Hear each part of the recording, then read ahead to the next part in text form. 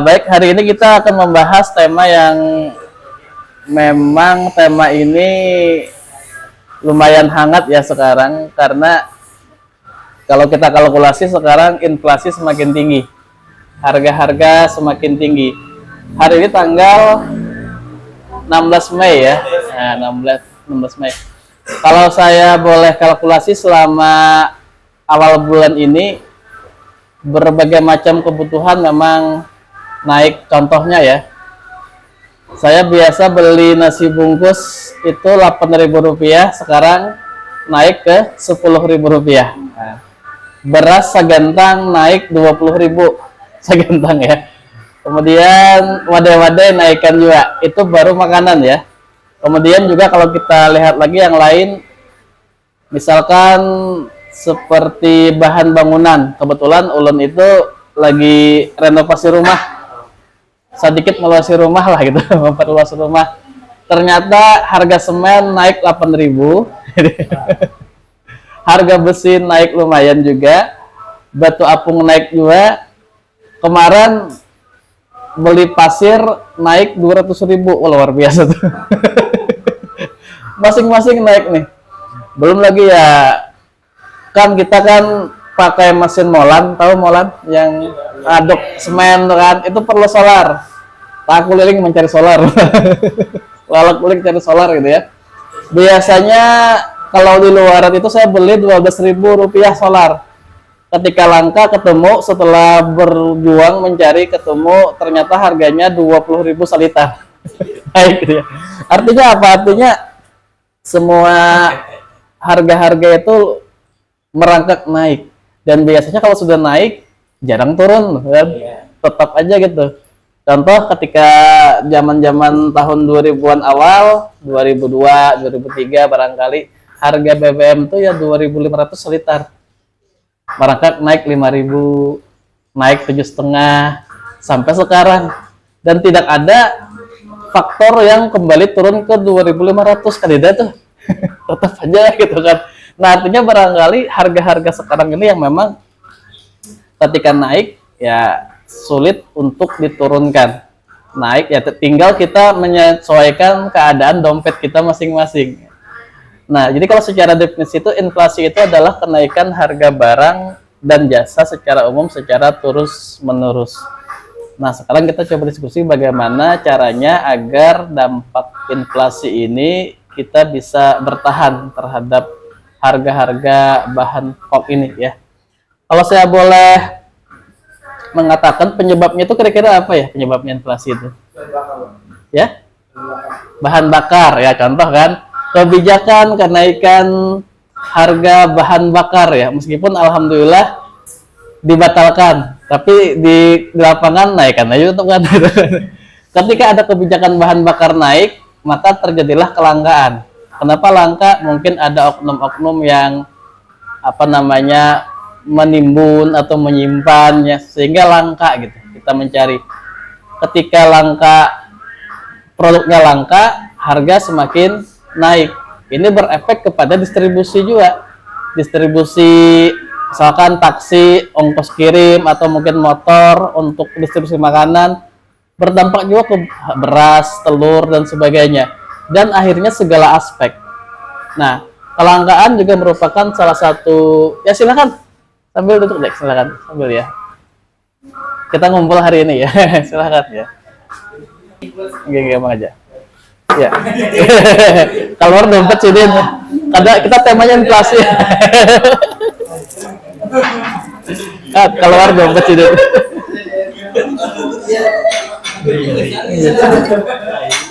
Ini gampang aja. Nah, jadi betul kata Bapak tadi ya, ketika ada wacana atau kebijakan bahan bakar naik, maka dampaknya kemana-mana ya, bisa ke arah distribusi barang, jasa, dan sebagainya.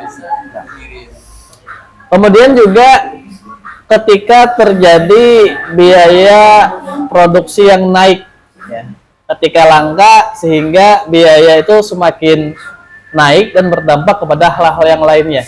Bismillahirrahmanirrahim.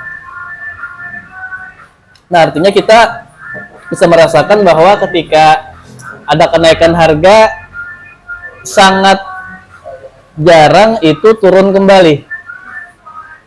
Kalau kita mengacu, mungkin kita zaman sekolah dulu ya, sangu sekolah berapa? 500 rupiah. Wah, luar biasa. Sudah kalau macam-macam tuh. Saya ketika SMA, sangu sekolah 1.500. Udah kalau makan nasi kuning, teh hangat. Sekarang kira-kira tanggal 2.000 kesan apa? Luar biasa ya. Atau barangkali, kalau kita kalkulasi ya, 100.000 rupiah zaman dulu dengan 100.000 rupiah zaman sekarang ya. Sekarang kira-kira kita 100.000 rupiah mayu kesan apa? Buat beli apa kira-kira 100.000? Bawa ke mall buat apa kira-kira? Kalau zaman dulu kita 100.000 rupiah lah, zaman saya SMA, basic 100.000, wah traktir 3 angkatan kalau tuh. Sekarang udah nggak ada harganya lagi karena inflasi ya. Nah, jadi itu macam penyebab inflasi banyak sekali, gangguan distribusi barang, kebijakan yang ini dan sebagainya. Maka kita coba lihat dulu sebelum kita berbicara bagaimana metode bertahan terhadap inflasi. Kita coba lihat dulu bagaimana cara kita menyikapi uang itu. Jadi ada sebuah kisah nyata fakta ya, dua orang. Yang pertama namanya ini bernama Richard Foscon. Dia adalah eksekutif Wall Street, artinya seorang direktur perusahaan yang luar biasa. Pendidikannya tinggi, lulus di Harvard University dengan gelar MBA ya. Artinya gajinya luar biasa tinggi ya. Kemudian juga pendidikannya tinggi, punya jabatan yang sangat luar biasa, artinya keuangannya luar biasa. Itu orang pertama ya. Orang kedua adalah seorang tukang sapu. Pendidikannya juga rendah. Ya, jadi satu orang pendidikan tinggi, punya jabatan yang luar biasa, satu orang lagi seorang tukang sapu yang pendidikannya rendah. Kira-kira yang sugih yang mana kira-kira ya? Apakah yang punya pendidikan tinggi tadi atau yang tukang sapu tadi? Yang pendidikan tinggi ya, punya jabatan tinggi juga, artinya itu orang yang kaya secara logika. Namun kita lihat ternyata kisah fakta ini terjadi ya. Yang bernama Richard Foscon tadi, seorang eksekutif Wall Street, lulus Harvard University, sangat dihormati, namun karena memang gaya hidupnya yang konsumtif, barang-barang bermerek ya, kemudian pakaian bermerek, bahkan dia membeli rumah mewah dengan berhutang besar untuk rumah mewah. Setiap kali kegiatan dia selalu menghambur-hamburkan duitnya. Nah, itu yang pertama. Padahal dia punya pendidikan yang tinggi, relasi juga sangat tinggi ya, dan juga memang punya kekayaan yang sangat luar biasa. Orang kedua, tukang sapu tadi, meskipun pendidikannya rendah pendidikannya ya, kemudian juga bisa dikatakan gajinya juga tidak terlalu tinggi ya, hanya tukang sapu ya. Ternyata ketika dia meninggal dunia, tukang sapu ini, dia bisa mempunyai warisan sebanyak 120 miliar, padahal cuma tukang sapu. Sementara yang pendidikan tinggi tadi, dia bangkrut dan jatuh miskin. Nah, artinya apa? Artinya yang namanya uang itu tidak melihat pendidikan yang tinggi ya, tidak melihat tentang kecerdasan, tidak melihat jabatan dan sebagainya. Tapi yang kita ukur ini adalah bagaimana psikologi kita terhadap mengelola duit itu. Tukang sapu ini ternyata setiap dia bekerja, sisa gajinya sebagian dia tabung dan dia investasikan ke pasar saham. Artinya dia gaya hidupnya hemat, menabung, dan berinvestasi. Ketika meninggal dunia di usia 92 tahun, warisannya ternyata 120 miliar untuk anak-anaknya. Ini luar biasa nih. Sementara yang punya jabatan tinggi, pendidikan tinggi ini malah bangkrut. Nah, di sini kita bisa belajar bahwa bagaimana cara kita dalam memandang uang itu. Artinya apa? Artinya orang kaya itu bukan hanya yang berpenghasilan besar, tetapi yang mampu mengatur keuangannya. Bagaimana dia mengelola keuangannya. Karena kan kita makan perlu uang, tapi manusia punya keterbatasan. Oh, saya punya uang yang banyak, tapi kalau makan kira-kira sepiring cukup nggak? Cukup. Nggak ada orang makan 20 piring, 30 piring, karena sugih, aku nih sugih, kan nggak ada juga. Atau pakaian barangkali, satu pakaian cukup untuk tubuh kita. Ada nggak orang karena saking kayanya 20 lembar pakaian? Nggak ada kan? Artinya kita juga punya kapasitas kita. Nah, fokus kita adalah bagaimana cara kita memandang uang. Terkadang seperti ini, ya. Yang namanya cash flow itu adalah pendapatan dikurangi pengeluaran. Sisanya adalah cash flow. Itu normal teorinya. Sebenarnya adalah pengeluaran itu dikurangi ego kita. Bagaimana ego kita ini dalam mengelola uang tadi. Karena salahnya adalah meskipun kita punya pendidikan tinggi, barangkali punya jabatan tinggi, tapi salah kaprah dalam memandang uang, itu juga bisa menjerumuskan. Nah, contoh kita tadi, ada nggak yang makan 20 piring di sini? Nggak ada. Terbatas aja kita, Pak. Paling untuk kebutuhan yang penting bisa hidup, selesai gitu. Ya itu aja gitu kan. Nggak ada, saking sugihnya, kadang-kadang saking kayaknya tersimpan. Jadi duitnya kan tersimpan dan sebagainya. Diperlukannya untuk apa? Kebutuhan sehari-hari. Misalkan kita punya 1 triliun, habis nggak sehari kayak gitu? Nggak habis gitu ya. Kita cuma sebatas menggunakan apa yang kita butuhkan, itu saja.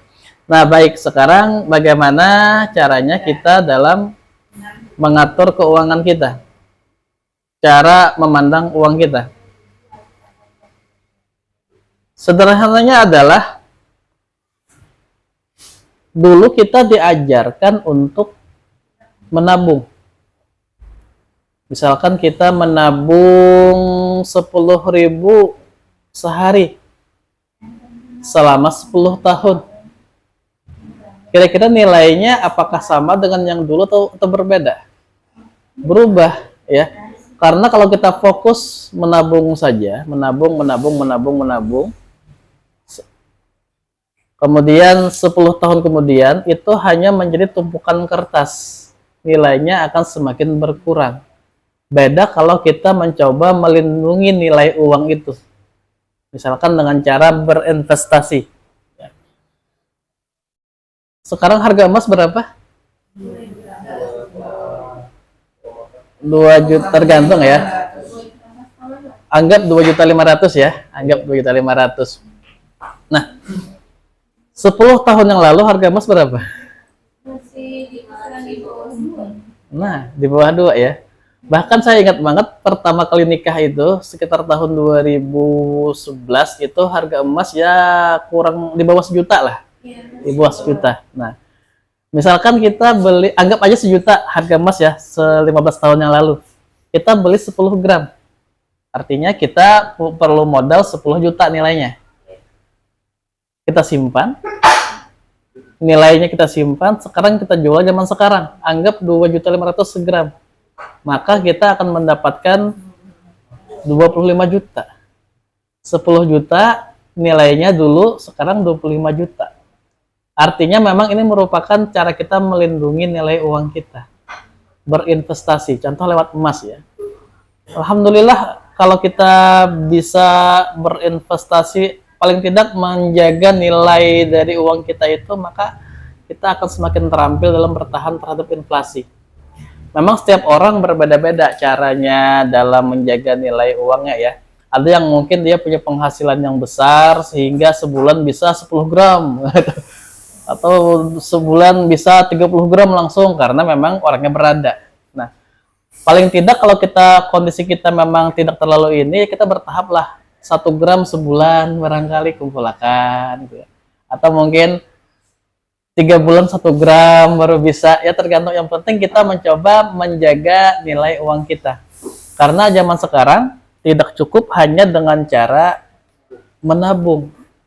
Nilai duit akan semakin rendah ya, semakin rendah. ya kita berinvestasi lah lewat emas ataupun yang hal yang lainnya ya. Kalau saya itu ya berusaha sekali, paling tidak sisa gaji ya. Itu kalau sisa gaji ya, atau barangkali kita cash duluan. Jadi dapat gaji itu anggap 2 juta kita simpan duluan. Nah, sisanya itu kita mencoba bertahan dengan sisa itu. Sehingga nanti kita bisa berinvestasi. Tapi ini untuk jangka panjang ya, jangka panjang. Kadang-kadang kita FOMO, nukar emas, hanya nukar emas seminggu jual dah. Kan ini terjadi juga karena nilainya. Ini untuk jangka panjang sebenarnya ya, pengalaman saya alhamdulillah dengan cara seperti itu banyak sekali. Contoh saya bisa bangun rumah lewat emas tadi. Ya, 10 tahun nabung emas, beganal rumah itu kan, beganal rumah. Contoh yang sekarang kan saya tahu harga bangunan kan karena alhamdulillah sedang memperluas rumah. Ya, harga pasir, harga semen itu kita emas tuh mengendap sekitar 7 tahun. Ya, kalau keuntungannya hampir 15 juta nilainya. Selama 7 tahun ya.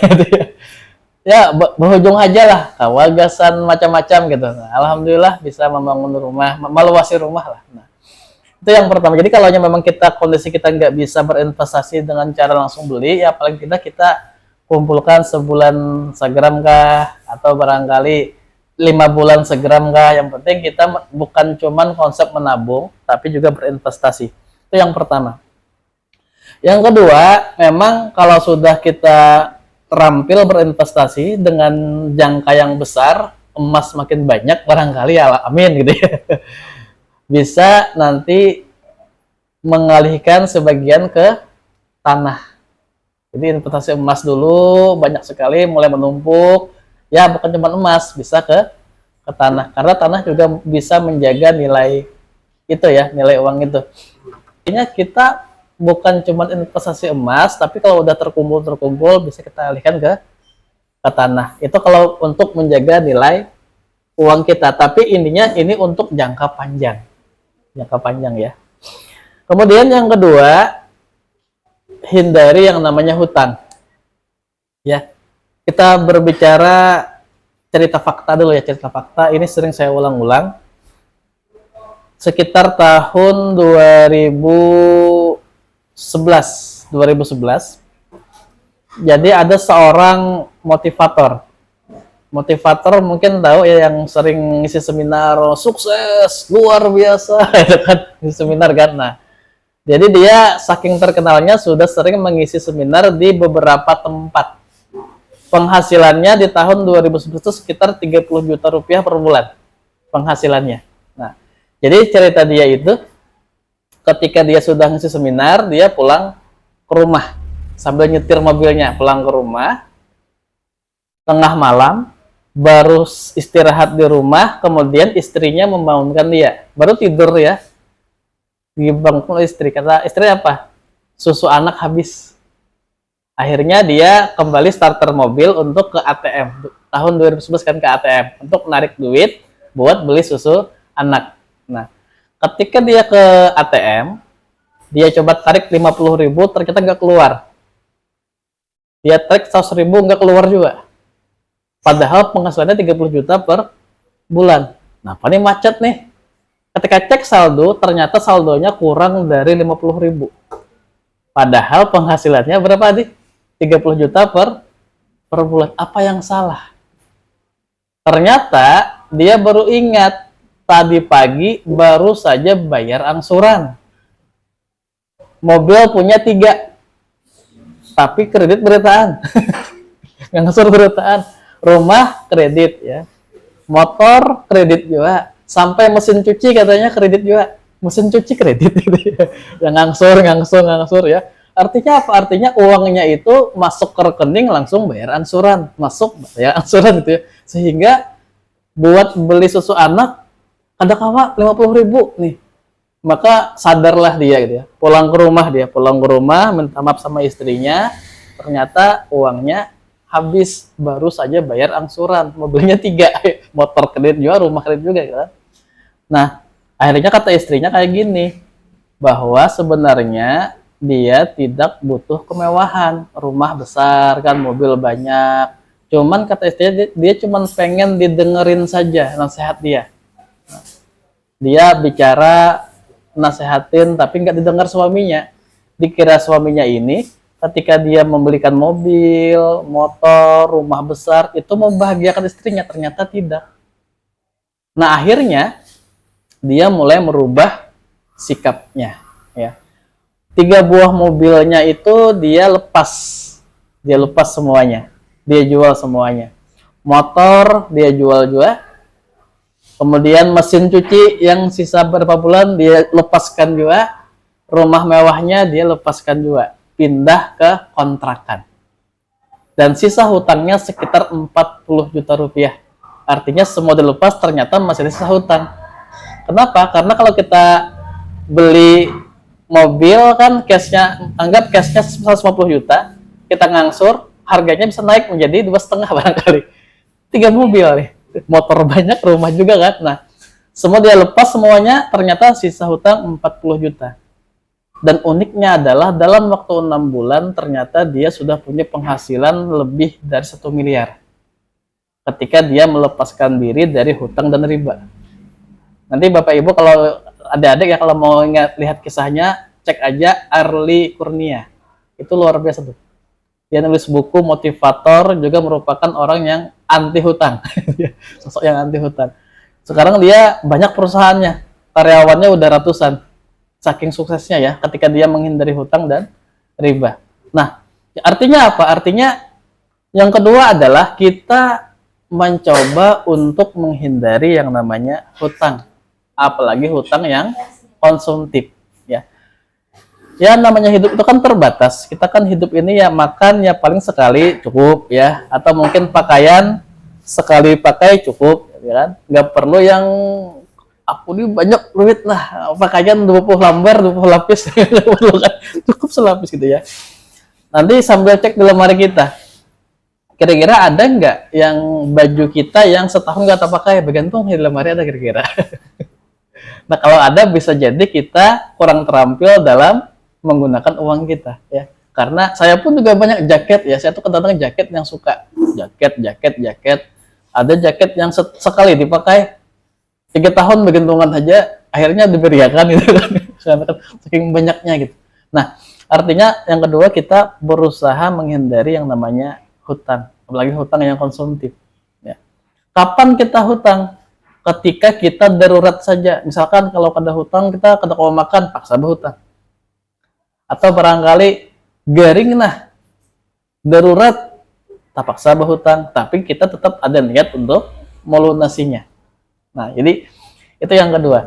Yang ketiga adalah kita berusaha membedakan antara kebutuhan dengan keinginan. Nah, karena kan kalau kebutuhan kan makan, ya, pakaian, itu kan pasti kebutuhan, ya, atau rumah gitu kan, sebagainya. Tapi kalau kayak handphone, kira-kira apa kebutuhan nggak? Handphone kira-kira.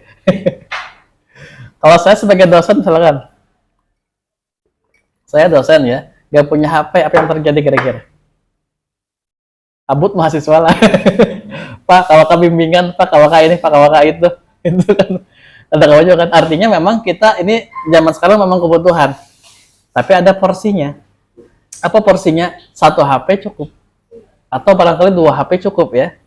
HP 1 untuk bisnis, barangkali HP 1 untuk kegiatan kita ya. Nah, artinya sesuai dengan porsi kebutuhan kita saja.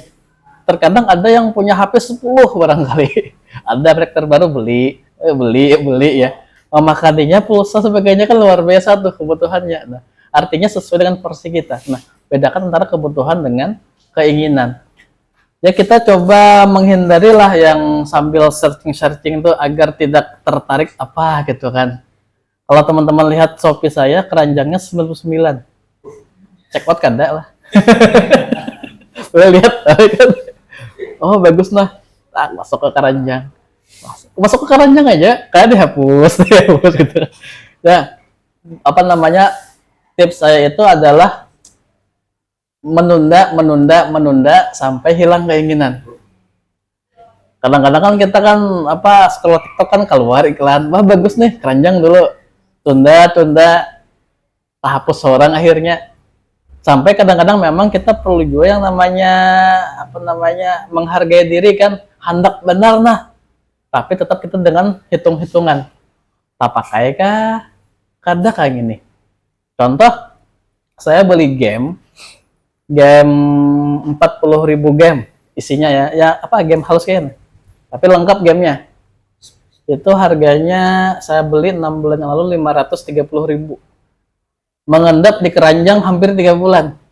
Nukarkah kadakah? Nukarkah kadakah? Nukarkah kadakah? Udah tahan lagi dah, nukar aja. Nostalgia kan game-game zaman dulu.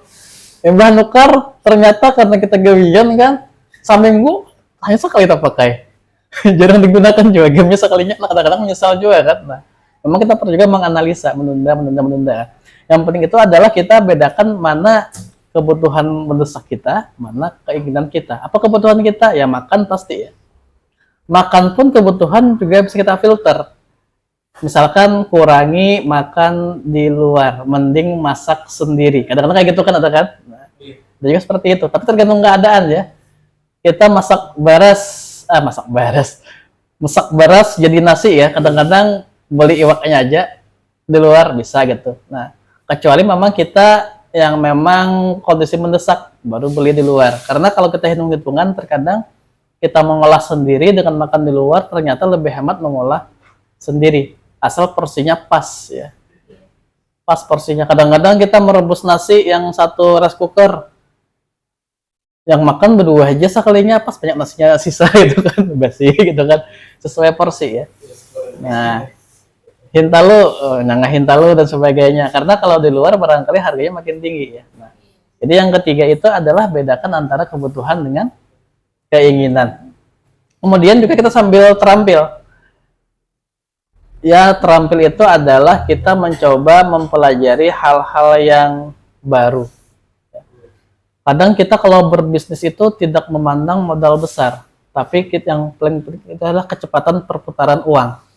Misal kalau kita bermodal usaha 100 juta rupiah, modal apa barangnya? 100 juta modal usaha, kira-kira tabliknya berapa tahun? Lama juga kan? Kita bermodal usaha 100 juta, mungkin bertahun-tahun baru tablik modalnya. Tapi kalau kita bermodal usaha barangkali 100.000 modal, kira-kira kembali modalnya cepat nggak? Lebih cepat. Misalkan kita 100.000 rupiah kawa beli 2 lembar baju kaos ya, 50.000 modalnya, jual 100.000 sehari barangkali bisa sudah terbelit modalnya tuh, payu ya, putar lagi gitu. Yang penting itu bukan tentang besarnya modal, tapi yang penting itu adalah profit maker, perputaran uang. Asal kita memang paham pasarnya di mana.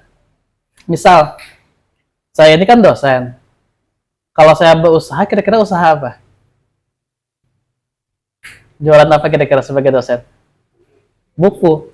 Ya kan pasti payu kan? Buku. Saya nulis buku. Kemudian barangkali saya cetak buku. Pasarnya siapa? Mahasiswa. Berputar.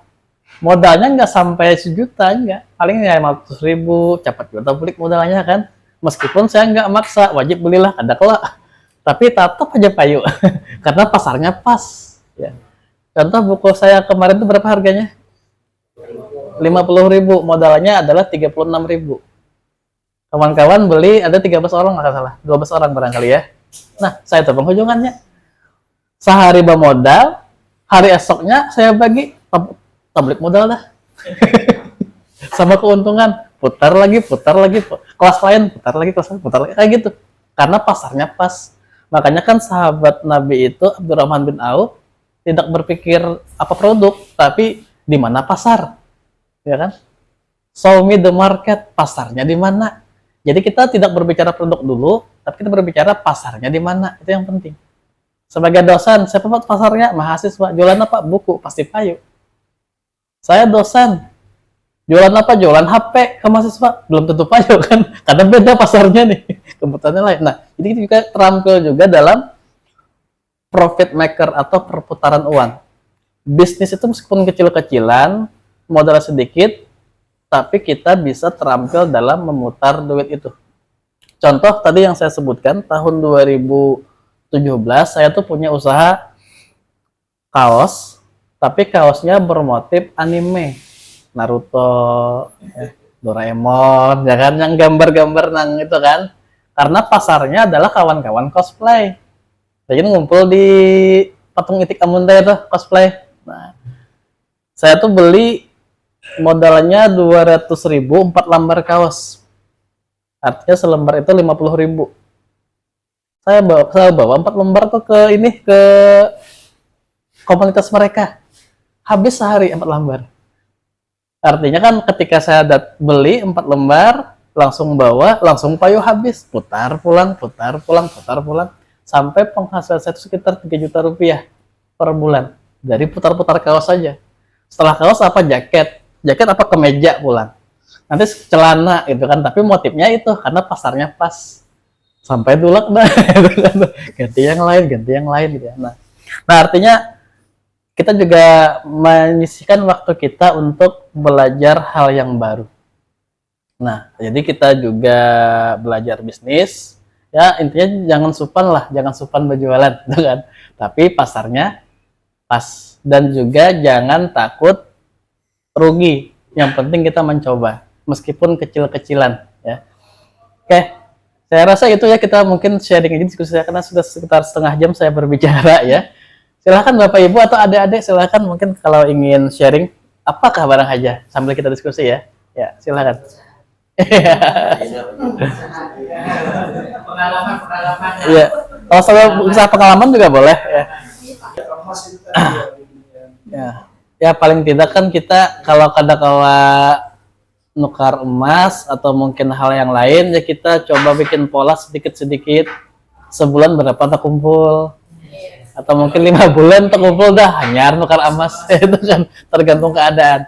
Beda kalau kita memang penghasilan kita tinggi, ya kan, sebulan kawan nukar 10 gram langsung lah. Luar biasa gitu.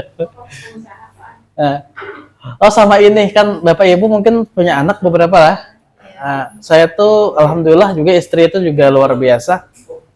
Istri itu setiap minggu itu punya celengan kecil. Jadi dia berusaha semampu-mampunya 50.000 seminggu. Sekarang untuk kumpul luar biasa dah sekian puluh juta. Itu untuk biaya pendidikan anak. Artinya apa? Artinya ya, seminggu sampai sekarang puluhan tahun tak kumpul. Ternyata kami hitung sudah puluhan juta. Alihkan ke emas. Nah, ke emas. Itu untuk biaya investasi pendidikan anak. Nah, itu jangka panjang kan. Nanti sudah terpikir nanti ketika dia kuliah sampai S3 barangkali sudah kita pikirkan. Meskipun anak ini masih halus. Nah, ini mungkin juga perlu kita sisihkan juga, paling tidak memaksakan diri seminggu berapa gitu kan, sampai terkumpul. Saya alhamdulillah anak sudah 2, jadi dua celengan nih, abangnya adingnya gitu kan. Yang mau terkumpul sekian juta, alihkan ke emas, nanti duit pulang, ke emas pulang ya gitu. Fokusnya untuk biaya pendidikan. Nah.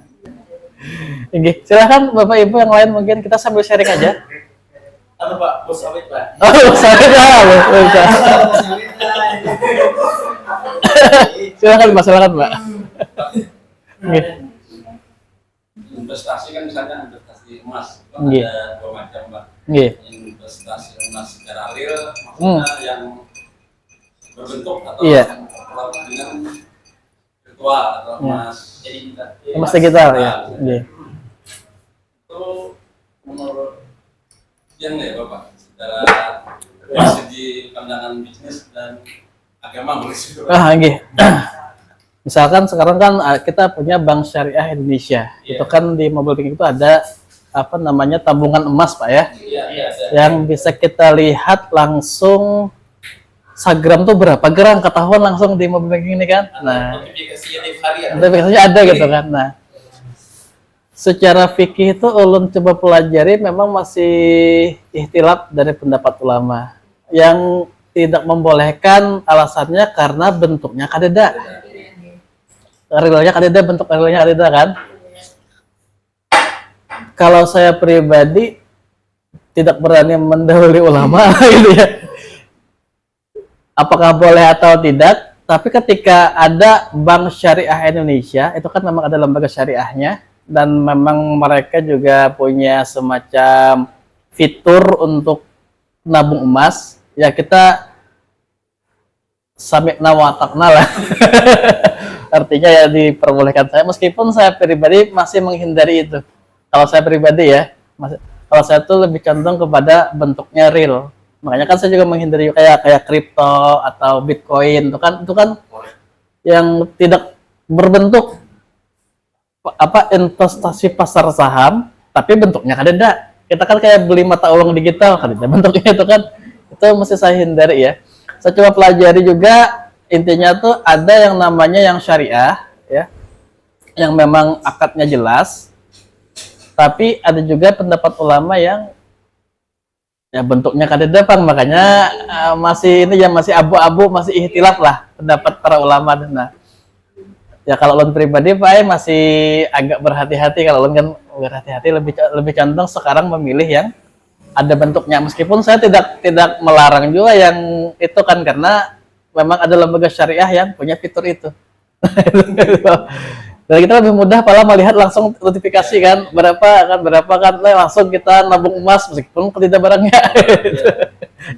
Nah itu mungkin jawaban sementara Mbak untuk saat ini.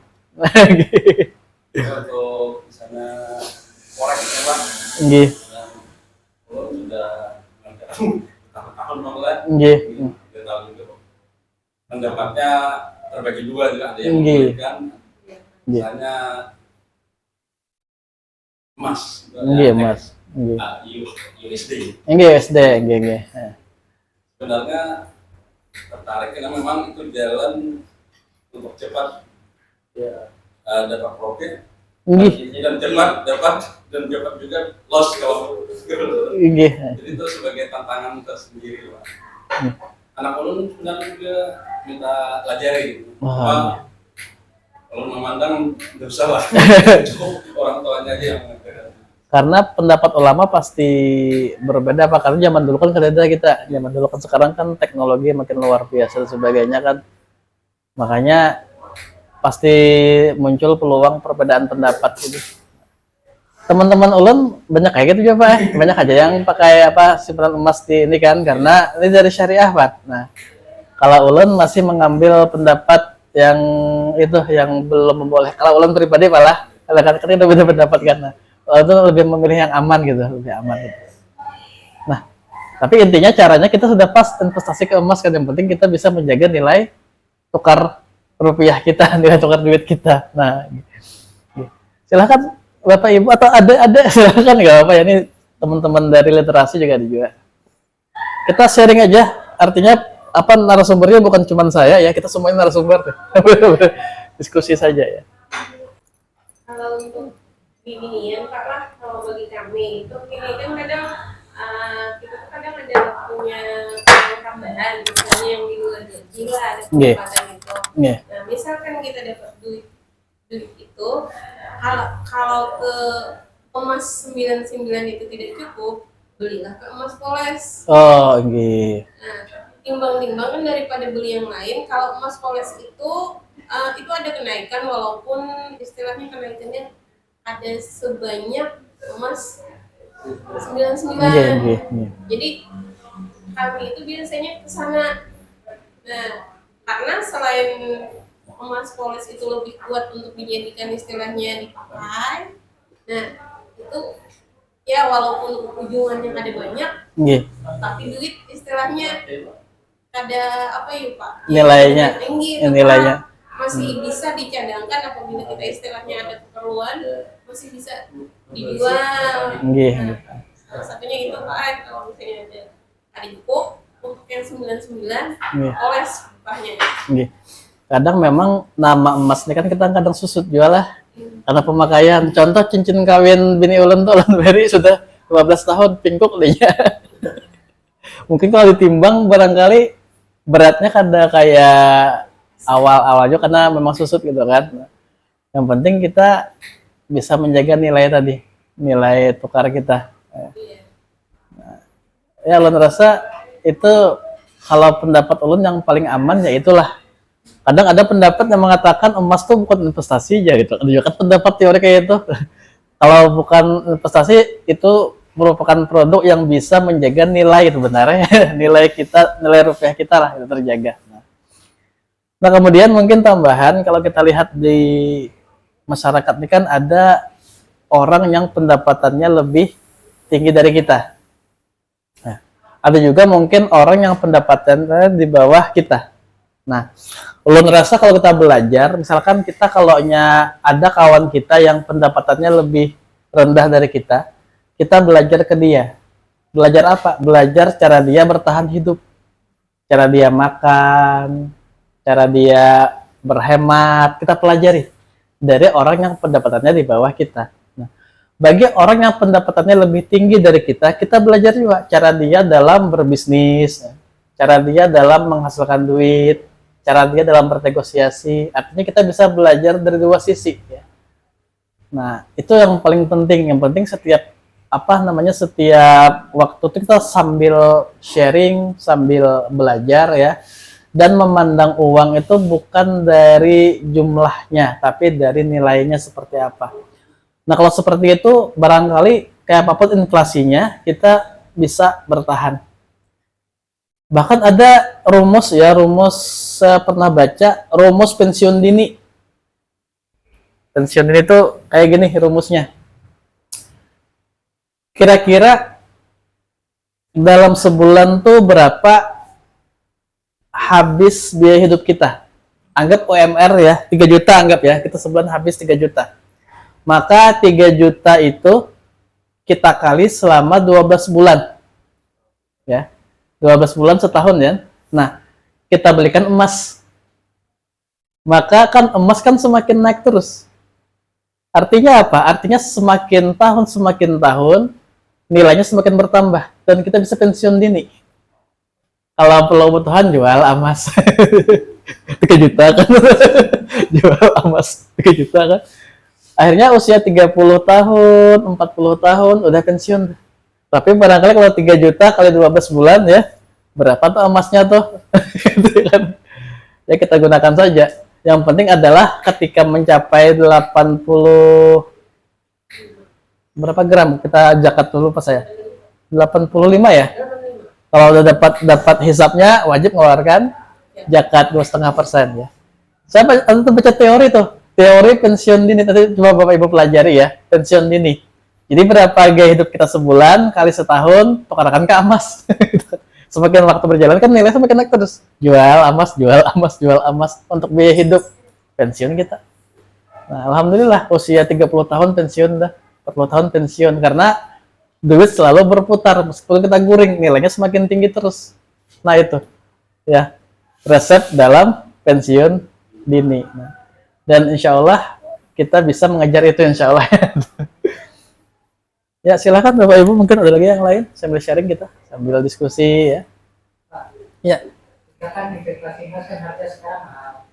Kalau misalnya kita investasi perak, kan harga perak sekarang masih murah. Prospeknya gimana?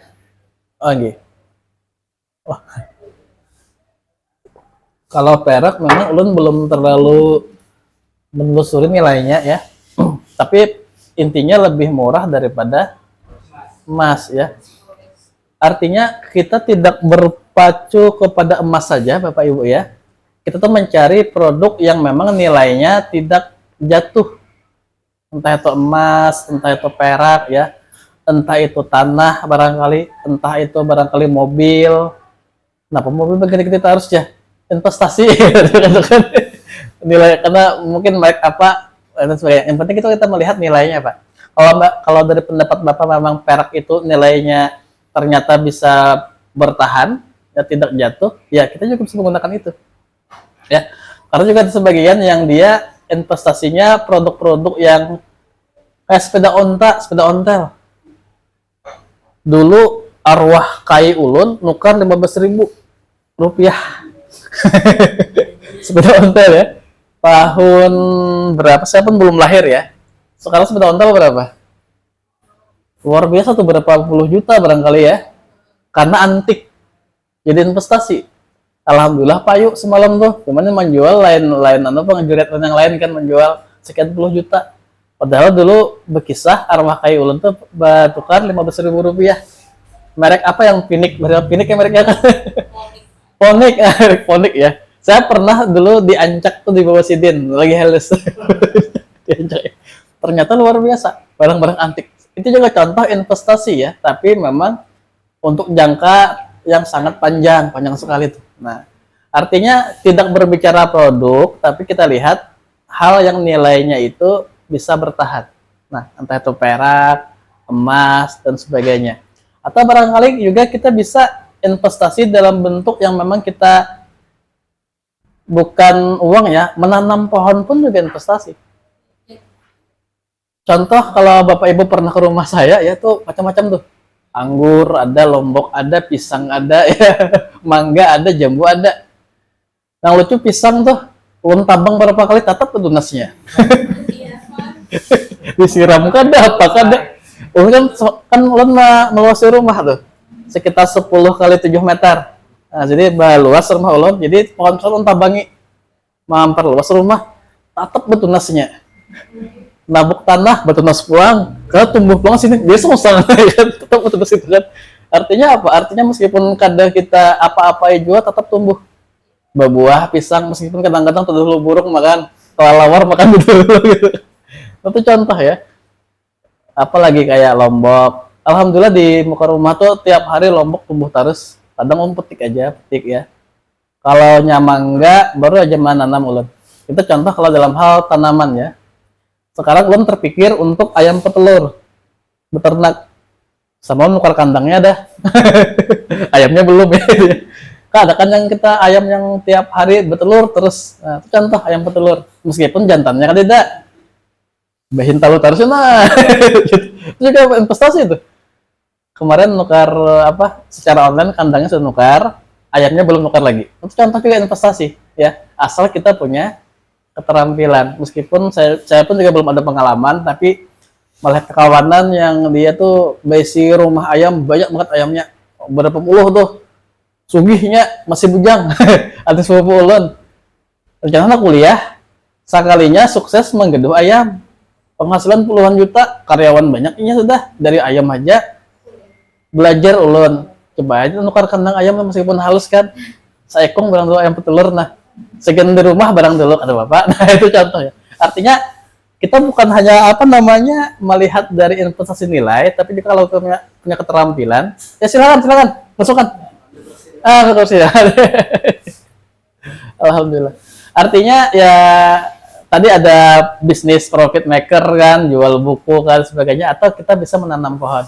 Nah, ada pengalaman mungkin Bapak Ibu yang besi pohon pisang di rumah? Puluhan tahun baru pohon pisang tuh tabang sampai ke akarnya tabang, tatap betul nasinya. Tumbuh terus. Alhamdulillah ya. Bapak Ibu kalau mau ke rumah saya itu dekat jalan bypass jalan viral. Nah jalan tol tuh kan ada jembatan Pemintangan Pasar Candi. Nah rumah ulun tuh di jembatan belok kanan, lurus sedikit 2 buah rumah kedua dari jembatan tuh. Kalau ada melihat tanaman banyak rumah ulun tuh. Lombok, mangga, jambu, nah, contoh investasi ya. Ya menanam aja. Ya. Nah, ini rumah Habib Abdillah kan. Saya di pinggir sungainya. Nah, ini kan jembatan kan. Rumah pertama rumah Pak Gusti, tahu Pak Gusti dosen kita. Rumah kedua saya. Saya tetangga saya dosen juga. Sekantor gitu kan. Nah, nanti kalau lihat ada banyak tanaman rumah ulun tuh artinya. Nah, itu. Mangga, jambu, cuma semua anggur mati, Bang. Anggur saya beri pupuk ternyata mati ya. Dikira pupuk menyuburkan. Kalau pupuk online ternyata mati anggurnya. Gagal itu anggur ya. Yang tumbuh terus lombok, tiap hari memetik lombok ya. Nah, sama pisang yang subur banget tuh, batu nas terus. Ya, silakan mungkin yang lain. Ya, kita sharing aja sambil diskusi. Mana Habizah? Oh, di rumah kah? Oh iya. Sambil sharing kita ya. Enggak, silakan. Bagaimana cara investasi yang paling aman bagi anak muda?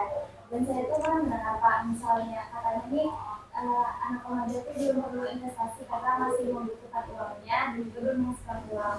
Ini menurut Ian ya Pak? Menurut pandangan Ian? Investasi kalau remaja ya, yang paling baik itu adalah dia belajar terampil dalam mengelola uangnya dulu. Karena kan kalau remaja itu barangkali, apalagi remaja itu kan umum. Ada remaja yang sudah mandiri secara keuangan meskipun muda. Ada juga mungkin remaja yang masih dia mengandalkan ongkos dari orang tuanya. Nah, bagi yang memang dia masih mengandalkan ongkos dari orang tuanya, yang pertama itu adalah dia terampil dulu dalam mengelola duitnya, mengelola uangnya ya. Artinya apa? Setiap pemberian dari orang tua itu kalau bisa jangan sampai langsung habis. Dia kelola, kemudian juga nanti sedikit demi sedikit, kalau terkumpul, dia cari produk pasarnya kemana tuh untuk bisnis. Meskipun modalnya sedikit saja, bisa dia putar. Tadi kan saya katakan kan, bisnis itu bukan tentang modalnya yang besar, enggak. Tapi kecepatan dalam perputaran duitnya. Kalau kita bermodal 100 juta, kadang-kadang memberikan modal tuh mungkin butuh sekian tahun, hanya terbulik ya. Tapi kalau kita bermodal, anggap 50.000 untuk usaha apa? Jualan wadai, gawa kan? Gorengan, gawa kan? Atau mungkin jual minuman-minuman 5.000-an, gawa? Cepat diputar. Nah, jadi memang tergantung keuangannya ya. Jadi yang pertama, keterampilan dalam mengelola uang. Yang kedua, tentunya dia harus belajar hal-hal yang baru, yang memang menghasilkan. Sekarang Gen Z ini luar biasa terampilnya ya. Zaman dulu kita kada berpikir tentang konten kreator, sekarang ada masih muda, sugih dehnya main game aja kadang-kadang gitu. Artinya dia bisa belajar dari mana saja, tutorial banyak. Tergantung minatnya di mana ya. Oh, ternyata kawan-kawannya mahasiswa ya? SMA ya? Ada tugas sekolah nggak kira-kira? Ada. Kira-kira kawan-kawannya kalau tugas kelompok memotokopi kah atau apa? Nah, kalau buka jasa printer, nukar printer loh, nukar printer. Print berapa? 1.000 salambar, 2.000 salambar. Sekian tugas ke kawan-kawan. Nanti upah menjilid pulang. Bisa gitu kan? Karena ketika perpisahan ada selempang-selempang kan. Cari yang modalnya sedikit, nukar, jual ke kawan-kawan, perpisahan, selempang, ada pulang bisnisnya. Nah, artinya kita mencoba mencari peluang. Ya. Saya terinspirasi dari ini. Bininya sama kali ini Hafizah ya. Jasa printer kan, apalagi jasa selempang, pengetikan, sekarang usaha martabak ya. Nah, martabak bulan luar biasa ya. Artinya kita melihat pasarnya di mana tuh. Kan show me the market, pasarnya di mana. Kalau saya kan apa? Jual buku, kata pasarnya siapa? Mahasiswa. Payut harus tuh. Meskipun tidak mewajibkan, wajib bukan buku ada kan, tapi payuh harus karena pasarnya tepat. Nah, barangkali kalau saya lihat sebagai anak muda yang masih SMA atau remaja ya, paling tidak dia punya keterampilan dulu dalam mengelola uangnya ya. Yang kedua, kalau udah semakin naik skillnya, coba cari pasar yang tepat untuk modal yang kecil, yang penting bisa berputar. Jangan takut gagal, karena setiap pengusaha yang sukses itu barangkali juga penuh dengan kegagalan sampai dia bisa berhasil. Yang penting kita berani mencoba sampai jadi pengalaman yang berharga. Nah, kayak gitu ya. Oke ya. Oke, yang lain silakan sambil sharing aja kita diskusi ya.